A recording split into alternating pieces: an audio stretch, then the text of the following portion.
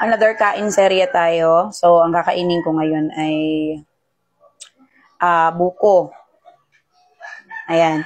So, ang tawag dito sa amin sa Sorsogon ay silot. Ibig sabihin,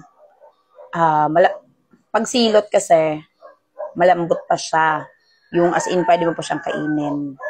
Yan. Tapos, pag yung matigas na siya, yun masyado na siya kukuprasin. So, ito nilagyan ko lang siya ng kaunting asukal. Ayan. So, tara, kain na tayo.